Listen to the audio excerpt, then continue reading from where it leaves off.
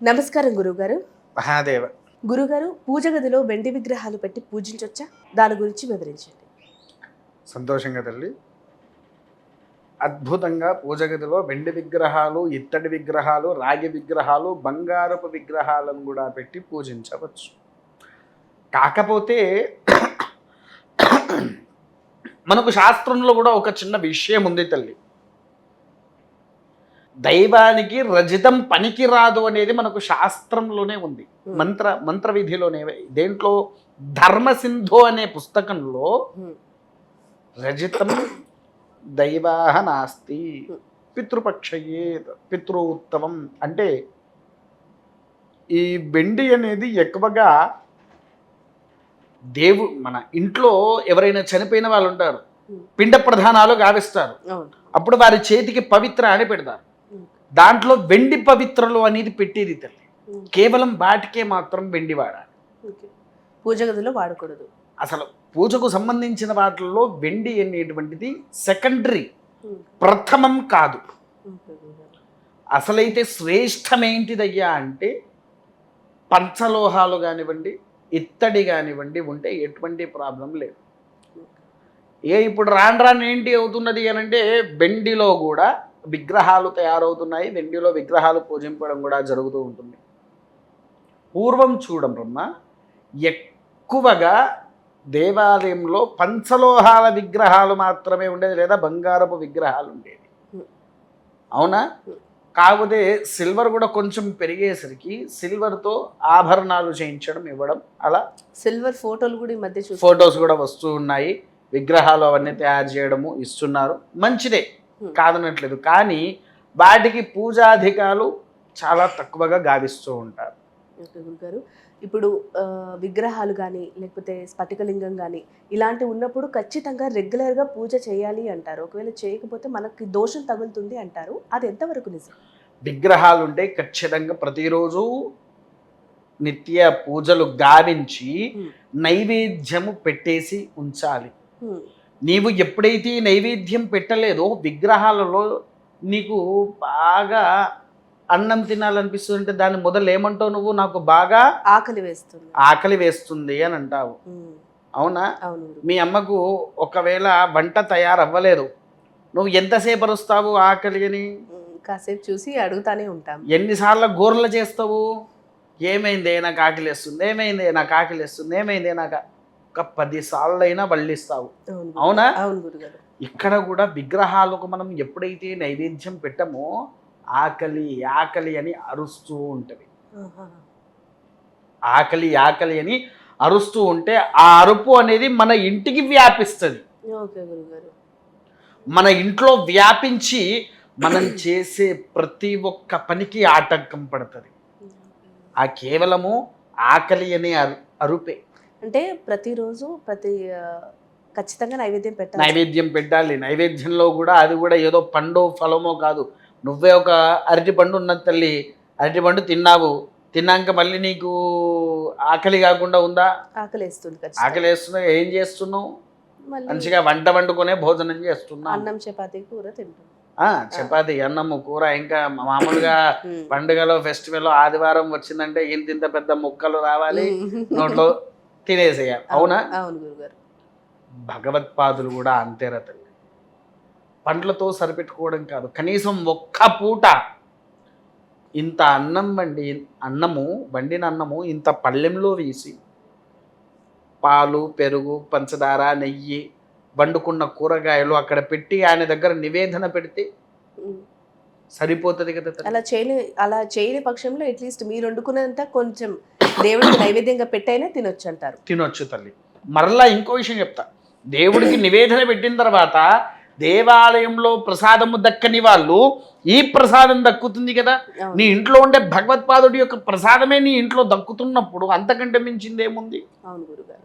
ఇలా చేయని పక్షంలో మీరు రోజు పూజ చేయలేరు, మీరు నైవేద్యం పెట్టలేరు, ఆ స్థితి మీకు లేదు అన్నప్పుడు వాటిని గుడిలో తీసుకెళ్లి పెడితే ఏమన్నా దోషం తగులుతుందా? తగలదు. అయితే ఈ వెండి విగ్రహాలు తల్లి చాలా మంది పెట్టలేరు దేవాలయంలో. ఎందుకంటే డబ్బులు ఎక్కువ పోసి వాటిని ఏం చేస్తారంటే ఏదన్నా గళ్ళల్లో బీరువాలు ఉంటాయి కదా, బీరువాలు ఉండే గళ్ళల్లో పెట్టాలి. ఉమ్. పెట్టేసిన తర్వాత మామూలుగా యథావిధి చేసుకోవచ్చు. కొంతమంది బీరువాలో గళ్ళల్లో పెట్టుకొని వాళ్ళు ఉమ్.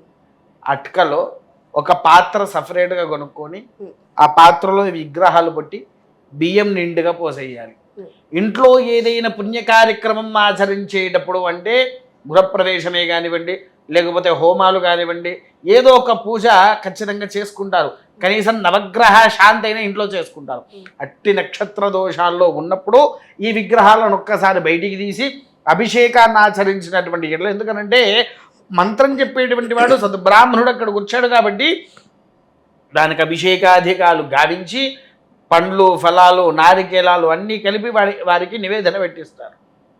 విన్నారా? అప్పుడు దాన్ని అయిపోయిన తర్వాత మళ్ళీ అటకల మీద పెట్టుకుంటే సరిపోతుంది. ఇక ఫోటోలు అంటారా, ఫోటోలకు పెట్టాల్సిన అవసరం అయితే లేదు. గురుగారు, ఇప్పుడు దేవుడికి పూలు పెట్టి పూజిస్తారు, అవి వెంటనే మరునాడే ఖచ్చితంగా తీయాలంటారా? వాటిని నిర్మాల్యాలు అంటారు తల్లి. ఓకే గురుగారు. ఈరోజు పెట్టింది రేపు తీసేయాలి. ఓకే, అది ఎందుకో చెప్పమంటారా? చెప్పండి గురుగారు.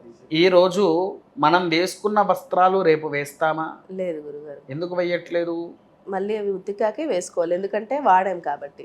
ఇంకా ఇంకా పరిశుభ్రంగా ఉండవు కదా. వాడడం అంటే ఏ రకంగా వాడాము దాన్ని? మనం వాటిని తొడుక్కుంటాము, తొడుక్కున్నాక ఆఫీస్ లకు వెళ్తాము, ఆఫీస్కి షాప్ లకు వెళ్తాం, వెళ్తాం, బయటికి షాప్లో. వెళ్తాం. ఓకే. సో అవి దాని ఖచ్చితంగా మీద వాష్ భోజనం చేస్తాము, ప్రతి ఒక్కటి. ఈవెన్ వాష్రూమ్ తో సహా వెళ్తాము. అవును గురుగారు. అవునా? ఉమ్. మనం వెళ్ళినప్పుడు అంటు ముట్టు అనే వస్త్రాలు వాటి మీద తగులుతూ ఉంటాయి. అవును గురుగారు. అప్పుడు ఈ తిరుగుతున్నటువంటి క్రమంలో మన ఒంట్లో నుంచి స్వెట్ అనేది ఒకటి వస్తుంది, అవును గురుగారు. చెమట అంటారు ఉమ్. తెలుగులో. ఉమ్. దానివల్ల వస్త్రాలు ఎలాంటి వాసన వస్తుంది? మురికి వాసన. అవునా? ఒక స్వెట్ చెమట వాసన బాగా వచ్చేస్తూ ఉంటుంది. అవును గురుగారు. మరలా అదే వస్త్రాన్ని నువ్వు వేయగలుగుతావా? వేయము. ఒక వాసన ఉంటుంది కదా. ఇవి సుగంధ పుష్పాలు అయినా ఉమ్. ఉదయం నుంచి సాయంత్రం ఉండేసరికి మామూలుగా అయినా సరే ఒక మేకప్ లేకుండా మామూలుగా ఉన్న ఉదయం స్నానం చేసిన తర్వాత సాయంత్రం అయ్యేసరికి మన ముఖం ఎలా అయిపోతుంది తల్లి? పీలగా అవుతుంది, గుంజుకుపోయినట్టు, వాలిపోయినట్టు కూడా అయిపోతుంది. అవునా? ఉమ్. ఈ పుష్పాలు కూడా అలానే వాలిపోతాయి. అప్పుడు వాటిని ఏం చేయాలంటే పరిశుభ్రంగా తీసేసి ఒక సంచిలో కవర్లో ఆమర్చుకొని మళ్ళీ శుభ్రం చేసేసుకొని పెట్టాలి. అవి ఎక్కడ పారేయాలి ఈ గురుగారు? తీసేసిన పుష్పాలు వాస్తవానికి ఏంటంటే పారే జలములో వదిలిపెట్టాలి తల్లి. ఓకే గురుగారు. కాకపోతే కొంతమందికి 100 కిలోమీటర్ల పారే జలాలు ఉంటాయి, అవును గురుగారు. వారు పోలేరు. ఉమ్. అప్పుడు ఏం చేస్తారు? ఊర్లో పెద్ద పెద్ద మంచి చెరువులు ఉమ్. ఉంటాయి కదా, ఉమ్. భగవంతుని మీద వేసిన పుష్పాలు తొక్కని ప్రదేశంలో మాత్రమే వేయాలి. ఓకే గురుగారు. తీసుకుపోయి ఆ నీళ్ళల్లో వేస్తే, ఉమ్. గంగలో వేస్తే సర్వాధికం ఆ అమ్మవారు చూసుకుంటుంది. ఓకే గురుగారు. అవునా కాదా? ఉమ్. జలాధికం. కాబట్టి ఏంటి అనంటే ఈ యొక్క విధి తత్వాలలో ఈ వేసిన పుష్పాలు తీసుకుపోయి అందులో వేసేసరికి ఎవరు కాళ్ళతో కూడా తొక్కరు కాబట్టి అట్టి పుణ్య ఫలితము మనకు లభిస్తుంది. తర్వాత మరలా వచ్చేటువంటి పుష్పాలను స్వామివారి మీద వేసి మనం అర్చనలు పూజలు గావించేటువంటిలా సకల భోగాలు కూడా మనకు అందింప చేయడం జరుగుతూ ఉంటుంది తల్లి. ఓకే గురుగారు, పూజ చేసే ప్రతిసారి తలస్నానం చేయాలంటారా? తలస్నానం చేయకుండా నార్మల్గా స్నానం చేసి చేయొచ్చు అంటారా? అసలు తలస్నానం చెయ్యాలి అని చెప్పేసేసి ఏ దేవుడు చెప్పాడు తల్లి? చాలామంది అంటున్నారు, మా వారు అయ్యప్ప దీక్ష తీసుకున్నారు, నేను తలంటూ స్నానం చేసే వంట వండాలి అని అంటారు. అదే గురుగారు.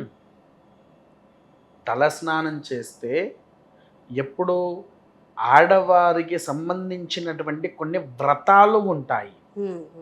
వాటిలో ఇంట్లో మనకు జరిగేటువంటి పండుగలు ఉంటాయి, వాటికి విన్నారా? తర్వాత చాలామంది ఇదఃపూర్వంలో చెప్పా, భగవంతుడు ఉపవాసముండు అని చెప్పేసి నేను ఎవరో చెప్పలేదు, ఏ దేవుడు కూడా అని కూడా నేను చెప్పాను ఇదఃపూర్వంలో గతంలో వీడియోలో.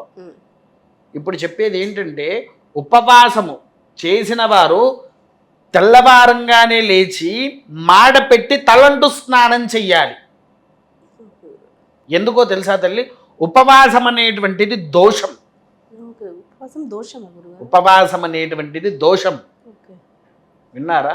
ఎందుకు అనంటే భగవంతుడు నువ్వు పూర్తిగా మాడి నాకుండు అని చెప్పలా. ఉమ్. కొన్ని విషయాల్లో మాత్రము మనలో మనము కొన్ని విధితత్వాలను నేర్పరిచాము. ఓకే గురుగారు. ఇంకొంత ఒక మాట అడుగుతా చెప్పు తల్లి, కొంతమంది షుగర్ పేషెంట్లు ఉన్నారు, అవును గురుగారు. బీపీ పేషెంట్లు ఉన్నారు, వారు టాబ్లెట్ వేయకపోతే దేనికి పని చేయట్లేదు, అవును గురుగారు. శరీరం సహకరించట్లా. అవును గురుగారు. ఆ పరిస్థితిలో వాడు తినాలా తినొద్దా? తినాలి ఖచ్చితంగా. తినకపోతే వాని పరిస్థితి ఏంటి? కళ్ళు తిరిగి పడిపోతుంది. కిందనే పడిపోతాడు. అవునా కాదు? అవును గురుగారు. దేవుడు ఒక్కటే కోరుకున్నది ఏంటి అని అంటే మన మనసు శుద్ధిగా ఉండాలి. ఉమ్. మన మనసు శుద్ధిగా ఉన్నప్పుడు ఏ దేవుడైనా సరే అడిగిన వరాన్ని మనకి ఇస్తాడు. అవును. విన్నారా? రోజు ఉదయాన్నే లేచి తలంటు స్నానం చేయాలి, తలంటు స్నానం చేసిన తర్వాతనే పూజ చెయ్యాలి అనుకోవడం మన భ్రమ. ఓకే. ఇంకొంతమంది దీంట్లో ఏం చేస్తారంటే తల్లి, సోమవారం కాబట్టి వాళ్ళు నేను శివుడికి పూజిస్తా కాబట్టి నేను సోమవారమే దీపం పెడతా, నేను మంగళవారం నేను హనుమంతుని భక్తుని నేను హనుమంతునికే దీపం పెడతా అంటారు. అవునా? అది చాలా తప్పు. ఒక మనిషి తలంటు స్నానం చేయాల్సింది కేవలము బుధవారము శనివారము. ఆఖరికి ఇంట్లో మనం వాడుతుండేటువంటి వాష్రూమ్స్, తెలుగులో పక్కాగా చెప్పాలంటే పాయకానా అంటాము. అవును. అవునా?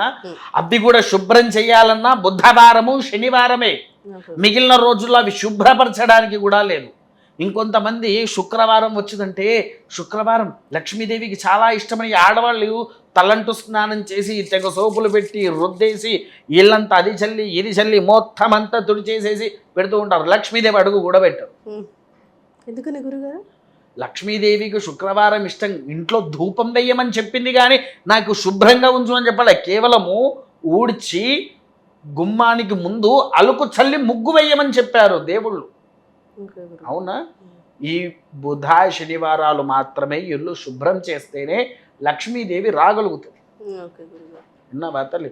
అందుకే ఎప్పుడు పడితే అప్పుడు మనము తలంటు స్నానం చేయడానికి లేదు, తలంటు స్నానం చేయడానికి వీలైతే లేదు. ఓకే గురుగారు. ఇప్పుడు పూజ చేసేటప్పుడు మనం దీపం వెలిగిస్తాం కదా, అది ఏం చేస్తారంటే నార్మల్గా ప్రతిసారి తీసి కడిగి పెట్టే బదులు వారంకి ఒకసారి క్లీన్ చేసుకుందాంలే అని చెప్పి ఆ ఒత్తి తీసేసి మళ్ళీ అదే దాంట్లో ఒత్తి పెట్టి వెలిగిస్తారు. అలా చేయొచ్చు. నువ్వు అన్నం తిన్నావు కదా తల్లి, అవును గురుగారు. దేంట్లో తిన్నావురా? మంచి శుభ్రంగా ఉన్న ప్లేట్లోనే తింటాం. అది కడుక్కోకుండా అట్లనే ఉంచి రాత్రి కూడా దాంట్లోనే భోజనం చేసావా? అస్సలు ఎందుకు చేయట్లా? అది శుభ్రంగా లేదు కాబట్టి. అంటే దేవుడికి మాత్రం ఒక తీరు, నీకు మాత్రం ఇంకో తీరా? అంటే ప్రతిసారి క్లీన్ చేయాల్సిందే వాటిని కూడా. ఖచ్చితంగా. అంటే ఈ రోజు పెట్టింది ఉదయం పెట్టిన కుందు ఏదైతే ఉంటుందో సాయంత్రం ఉండవచ్చు, తెల్లారే వరకు పనికిరాదు. పనికిరాదు. తెల్లారే వరకు పనికిరాదు. ఉమ్. సాయంత్రం కూడా ఎందుకు ఉండవచ్చో కూడా రీజన్ చెప్తా. చెప్పండి. దాంట్లో నూనె బత్తి అయిపోకపోతే, ఓకే. బత్తి పూర్తిగా అయిపోయిందా, నూనె పూర్తిగా అయిపోయిందా, అప్పుడు దాన్ని మార్చాల్సిందే. అది ఖచ్చితంగా శుభ్రం చేసి మళ్ళీ పెట్టాలి. శుభ్రంగా చేసే పెట్టాలి. అర్థమైందారమ్మా? ఓకే గురుగారు. చాలా చక్కగా వివరించారు గురుగారు. ధన్యవాదాలు. మహాదేవ.